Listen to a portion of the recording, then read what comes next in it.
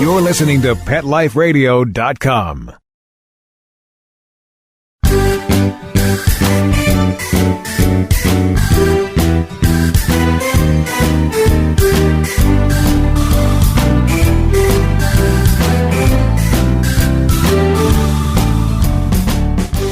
Welcome to Get Positive Results on Pet Life Radio. I'm your host, Teoti Anderson. I have been MIA. I know, I haven't had a show in a while, and I'm so sorry for the delay. I've had some big changes at the end of 2015, and as I head into 2016, I've got some big changes and some exciting adventures planned. I can't wait to tell you all about it, along with my new book, which is finally out, and as we wrap up the year, I thought it would be fun to take a look at the top dog-related Google searches for 2015. All this and more when we get back on Get Positive Results on Pet Life Radio. We'll be right back, right after these messages. Stay tuned. Take a bite out of your competition. Advertise your business with an ad in Pet Life Radio podcasts and radio shows.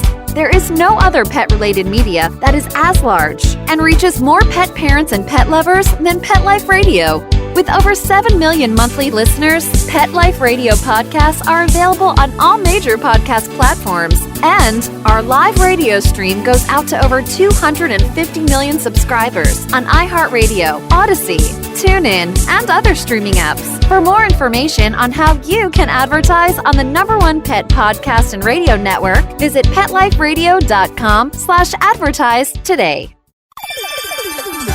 Let's talk pets on PetLifeRadio.com.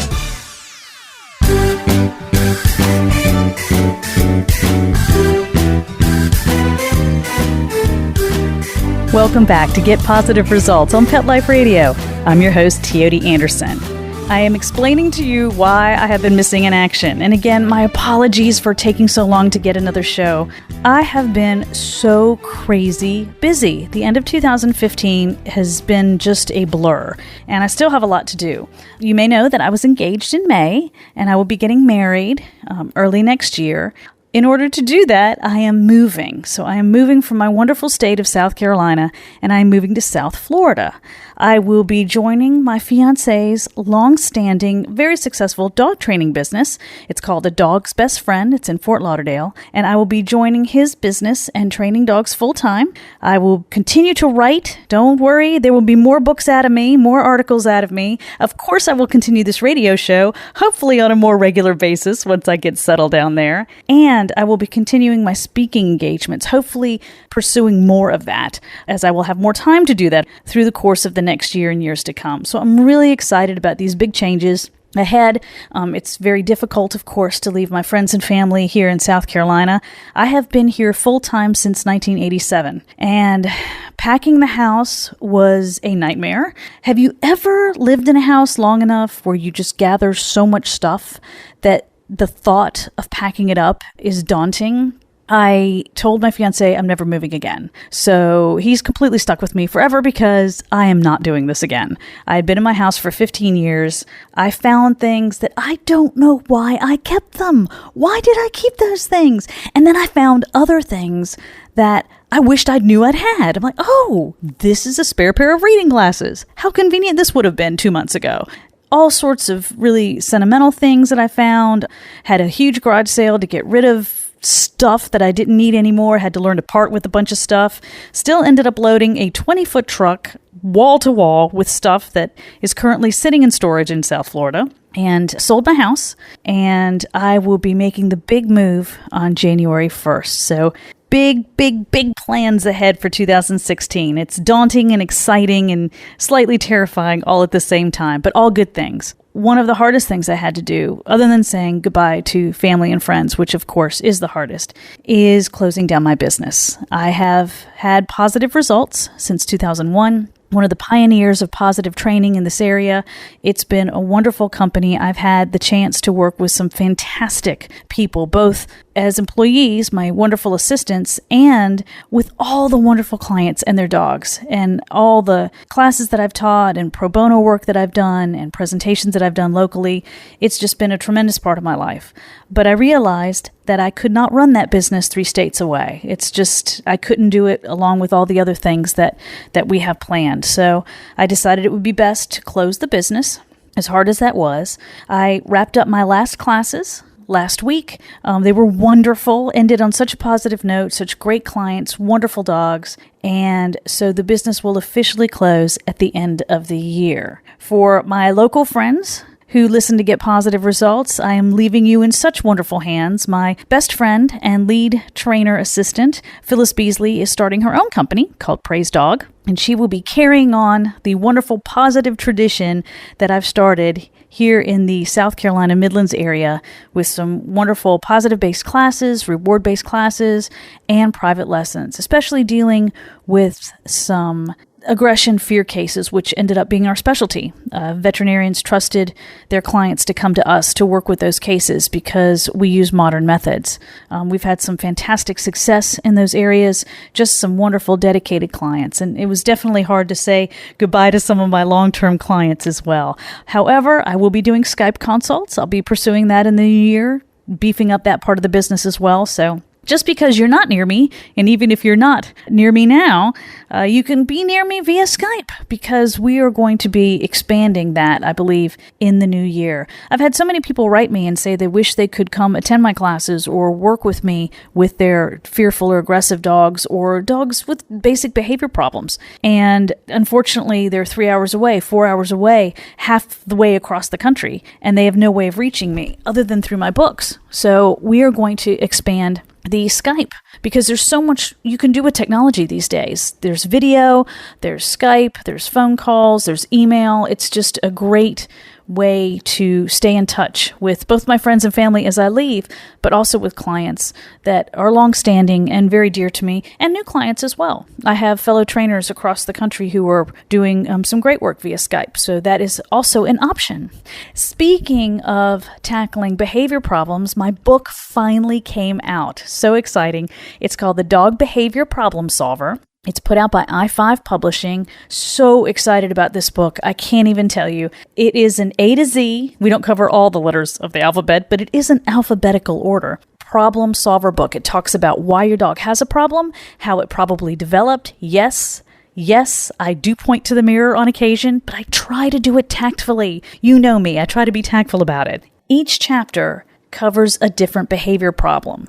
I've got aggression, house soiling, walking nicely on leash, dogs that pull all the time, dogs that escape the yard, barking. If you've got a talkative dog, you definitely want to read that chapter. Fearfulness, shyness. So many problems are covered in this book. It was really comprehensive. Let me tell you, I spent many a late night working on that book and weekends toiling.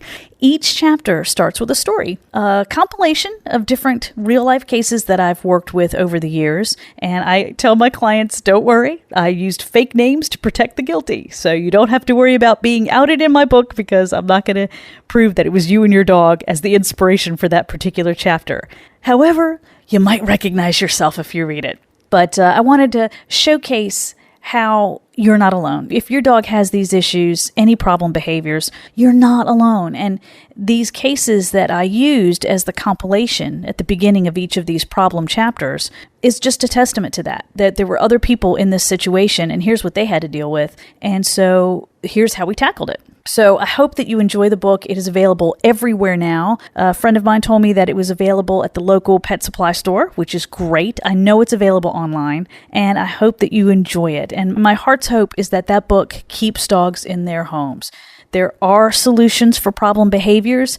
I also talk about what to do when the problem behavior is too much to tackle in just a book. For my fellow trainers out there, this would be a great book for you to supplement. It has step-by-step, Teoti written lesson plans that you can use to help supplement the great work that you're doing one-on-one. And sometimes you do need a professional trainer. It's not enough for you to tackle via a book or a DVD or, heaven forbid, what you find out on the internet to solve your dog's problem behavior. Sometimes you need a professional dog trainer. Sometimes you need a veterinary behaviorist. And there's a big difference between the two, and I talk about that. I talk about how to interview them, what questions to ask, and how to make sure you're finding the right professional to help you with that. So the book just covers so much, and I really hope you'll enjoy it. It's called The Dog Behavior Problem Solver, and it is available everywhere right now. So, in a nutshell, although it's been many, many hours and days and months of me working, that just summed up the end of my 2015 and the beginning of my 2016. What I want to do when we come back is talk about what other people were talking about. What were they asking? And there's some great trends on Google, and they summed up a bunch of stuff they did for 2015, what people were searching for, and I found the top dog questions of 2015, and I'll share them with you, the top 5, when we come back. You're listening to Get Positive Results on Pet Life Radio. We'll be right back, right after these messages. Stay tuned. Begging to hear more of your favorite show? Full episodes of all our shows are available on demand. Go to PetLifeRadio.com to fetch our entire lineup of Possum Pet podcasts. Also, dig us up in iHeartRadio Talk and iTunes. Let's talk pets. Live and on demand only from Pet Life Radio.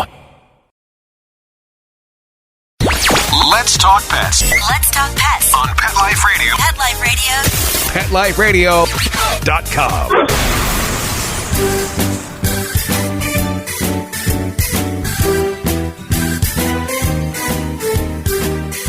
This is Teoti Anderson, and you're listening to Get Positive Results on Pet Life Radio. So, we are looking at Google Trends for 2015, and I'm going to give you the top 5 things that people were searching for on Google.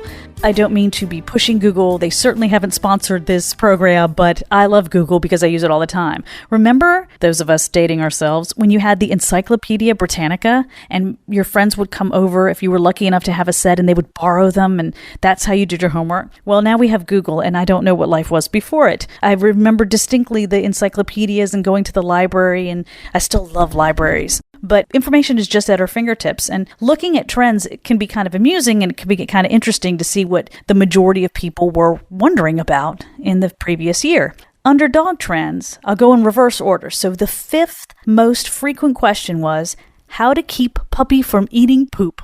And so that's how we wrap up our 2015, folks. How do you keep your puppy from eating poop? I love that because if they read my books, they would know. Actually, I think my books answer like some of these questions, which would be great if they found my book as a result of these searches. But how do you keep a puppy from eating poop? You manage the puppy. Puppies only eat stuff that they have access to. So if you have a puppy that's eating poop, then you need to take him out on leash. And if you've heard my house training speeches before, you know that house training puppies should be taken out on leash because you can't control the environment if you're not attached to your dog. It also teaches your puppy to go on leash. And some dogs, if they've never been taught that, are not good travelers because they don't ever want to go if they're attached to you. And that's never fun while you're traveling up and down the coast. So don't let the puppy have access to poop. And does that mean you have to clean it up right away? Yes, it does. Is that fun? No, it's not. I know that's never the answer anyone wants to hear, but the best way to keep your puppy from eating poop is to make sure the puppy doesn't have access to it. And that means picking up the yard. Also, if the poop was the kitty cat poop, we got to make sure that that cat litter box is out of access of puppy because so help me, dogs love cat poop. It's a delicacy. They love it. So it's really important to manage that situation to keep them away. You can certainly teach your puppy a good leave it.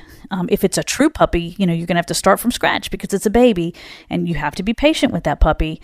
But I love to teach a leave it cue, a really strong leave it cue. They'll leave poop alone. You have to teach it though. They don't know what those words mean until you teach the words, what the actions are. Also, there's things you can buy to put in the poop to make it less palatable.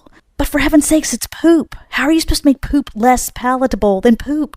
I've just never known any of them to work consistently. People say, oh, Tabasco, or give them pineapple, or give them pumpkin, or give them this little powder that I purchased. I've never known any of those to work consistently. So the best thing, manage the dog until you can teach them a good, strong leave it. Definitely pick up the yard. You should be picking up the yard more frequently anyway. It's never fun, but we do need to pick up because it's going to leave a lot less problems later in terms of stinky yard and bad neighbor relations and also diseases and things. We don't want the flies gathering and all that mess out there. So pick up after the puppy. Question number 4. How to register a dog with the AKC. I thought that was an interesting one. The AKC is the American Kennel Club. It is one of the largest, I believe, registering body of purebred dogs. Although companion dogs, is what they call mutts, mixed breed dogs, are also allowed to register with the AKC now. Used to be that wasn't the case. Used to be that if you wanted to register your dog with the American Kennel Club, it had to be a purebred dog. But that's not the case anymore. Companion dogs can register so that they can compete in AKC events, such as agility, obedience, rally, and I've had several of my students go on to register their wonderful mixed breed dogs and do very, very well in competition through the AKC. So that was question number 4, how to register a dog. And basically, if you're interested in the question as well, you go to akc.org and they'll be happy to help you register. You can do it online. Number 3, this one, I wondered at the motive for this one. How to register a dog as a service animal. And I would love to be all full of end-of-year wholesome thoughts and think, well, these poor people with disabilities are trying to register their dogs as service animals. But the cynic in me, folks, I don't know. It's been a really stressful end of the year, so I think the cynic in me is coming out. Sometimes people try to claim that their dog is a service animal when it's not. And this is a personal pet peeve of mine. I can't stand it. They basically do it so that the dog will have access to airplane rides in the cabin, access to restaurants, access to grocery stores, access where a service animal has the right to go. This is a terrible thing. I have friends with disabilities, and they have been confronted by managers of stores and other places where the manager has said, get this dog out of here, and they've had to explain what their rights are under the Americans with Disabilities Act and explain that the dog has every right to be there. And this has been a repeated pattern over the course of many years, ever since service animals got rights to go into these places. People have had to fight for those rights and fight for their right to take these animals who help them with everyday tasks. They help these folks be more independent, go where they're allowed to go. And when somebody claims that their dog is a service animal when it's not, it just makes that road harder for my friends with disabilities, for everyone with a disability. Because if those dogs act up, or if those dogs have an aggressive episode, or soil the middle of an airplane, or have some sort of bad behavior in public, it just sullies the reputation of all service dogs. And it makes it that much harder for people with true disabilities to get their dogs to have access later. You should never, never, never claim that your dog is a service animal when it's not. Service animals provide a broad variety of services. Everyone thinks of guide dogs for the blind, but there's also dogs that help pull wheelchairs, help brace people for their stability. If they're a little unsure of their feet, they retrieve, they turn on and off lights, they help push elevator buttons. One of my dear friends had a Papillon service dog, which is also a testament that service dogs come in all shapes and sizes. And he used to sit in her lap when she was in her wheelchair, and he would push the elevator buttons for her. She would target which ones she wanted, and he would push the elevator buttons. He also helped her with the laundry. She would open up the dryer, and so that lid would hang out like a shelf, and he'd hop in and go in and pull out the laundry for her. He was very, very helpful, and he was also adorable. But service animals can provide a wide variety of services for people with disabilities. And so if you know of someone who's trying to sneak by and trying to register their dog as a service animal, don't let them do it. Call them out on it, because it's not right. It's absolutely not right.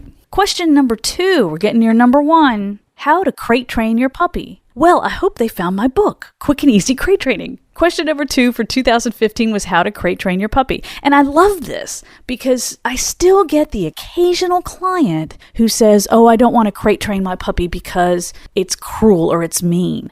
A crate is a tool. And if you use it correctly, it's absolutely kind and wonderful and safe for your puppy to be in a crate. It's when the crate is used as a crutch, and the dog's in there 22 out of 24 hours, and you're using the crate as punishment, then you have a problem.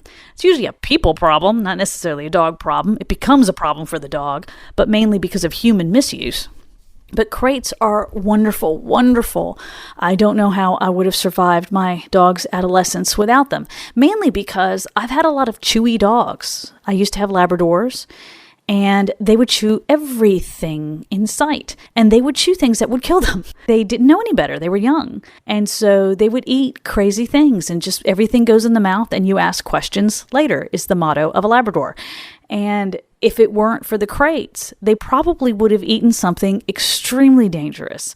You puppy-proof your home as much as you can, but they get big and they start exploring and they can eat things that will hurt them. So it's not just for house training. It's great for house training if used properly, but it's great for keeping your puppies safe. It's also really good for when they have health issues. My Labrador Logan, you may remember, had cancer scares later in life, and he had some pretty serious surgeries to remove some tumors, and he had to have crate rest for a couple weeks because he was still a very active dog even as he got older. And the only way to keep him still was to crate him, and he had to be kept still for his healing process. And he loved his crate. I had trained him to love his crate ever since he was a puppy, so it wasn't a problem when he was older and when he was ill, because he felt safe in his crate and it was a den for him, and he got all the good things in his crate. So during the healing process, it was less stress on him and less stress on me, let me tell you, worrying about him popping stitches because he was crate trained. So I'm really happy to see that the second most popular question of 2015 for dogs was how to crate train your puppy, because I hope that more people are embracing the crate and learning how to use it properly. You can certainly teach a dog to hate a crate too if you don't do it right. So I think that is an awesome, wonderful thing. Long live crates. And they have some really nice ones out now too. When I first started crate training, they were so ugly. And now they have gorgeous designer crates. So I've even had clients say they don't want to crate train their dog because the crates are ugly. I'm like, well, your dog's going to, pee all over your house, or it's going to chew things. So let's get you a pretty crate if we have to. Are you ready for the number one question? This one surprised me. Are you ready? The number one, according to Google, 2015 dog question was, why do dogs wag their tail? I don't know why so many people were wondering about this, but I think that that's a great question. And if you've heard my previous shows before, we've covered those wagging tails. They certainly wag their tails when they're happy. They certainly do. They also wag their tails when they're excited. And as I've said before, they could be excited to bite you. A wagging tail is not a sign of a friendly dog. It's simply a sign that a dog is excited to see you. So a wagging tail is a sign of high arousal in dogs, a sign of high excitement, and the dog could be really, really happy to see you, or really, really happy because you're coming on his property and he's getting really upset actually, and he's going to take a chunk out of you. So dogs wag their tails for a variety of reasons. The best way to figure out a dog's intent is to look at the overall body, not just the tail. You want to look at the ears. You want to look at the mouth. You want to look at the body posture. If he's curvy and wiggly and a little lower, that's usually a very friendly sign. If he's stiff and up on his tippy toes and barking, not always barking, but he could be barking, he could be growling, but a stiff body posture with ears up, that is more of an assertive pose. So a dog's tail is not always the barometer that you want to use for the complete picture of what a dog is trying to tell you. It's certainly one thing to look at. I always say the tails are like flags. If the flag is straight up, the dog is obviously excited.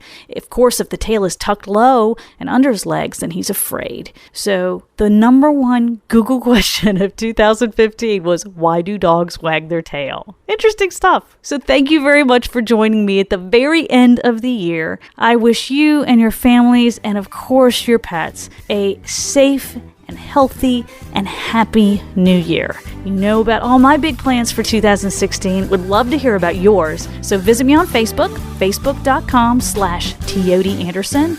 You can find me on the website. The website will not change. It is getpositiveresults.com. And you are always welcome to email me at Pet Life Radio. It's Teoti, Teoti, at petliferadio.com. Thank you again to my producers for making this show as wonderful as it has been. And I wish all of you again a safe, happy, and healthy new year. You're listening to Get Positive Results on Pet Life Radio. I'm your host, Teoti Anderson.